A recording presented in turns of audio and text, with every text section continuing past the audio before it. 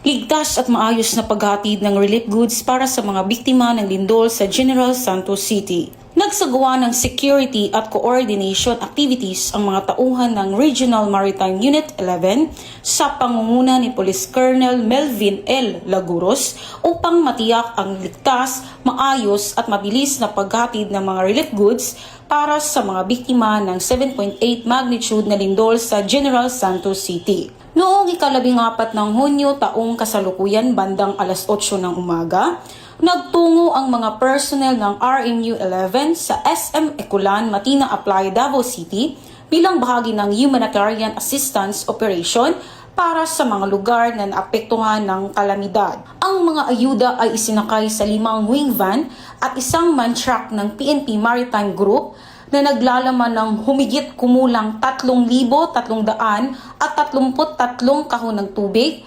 Matagumpay na naisakay at naihatid ang mga relief goods mula Davao City patungong General Santos City sa pamamagitan ng mahigpit na seguridad at escort na isinagawa ng mga tauhan ng Regional Maritime Unit 11 upang matiyak na ligtas at maayos na makarating ang tulong sa mga pamilyang nangangailangan. Bukod sa security at escort operations, aktibo ring tumulong ang mga personnel ng RMU 11 sa distribusyon ng mga relief goods sa iba't ibang distribution areas at mga barangay na lubhang naapektuhan ng lindol. Ang kanilang partisipasyon ay naging mahalaga upang mapabilis ang maayos na pamamahagi ng tulong sa mga benepisyaryo. Layunin ng operasyon na mapabilis ang paghahatid ng kinakailangang ayuda sa mga apektadong mamamayan at ipinapakita rin ito ang kahalagahan ng pagkakaisa, koordinasyon at pagtutulungan ng iba't ibang ahensya at organisasyon sa pagtugon sa mga hamon na dulot ng kalamidad.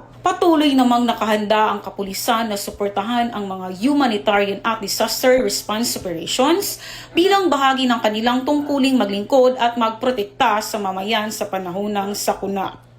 Mula rito sa Davao del Sur Maritime Police Station, Regional Maritime Unit 11, ako ang inyong PNN correspondent, Patrolwoman Saravem Batumalaki, alagad ng batas, tagapag-ulat ng Balitang Pulis.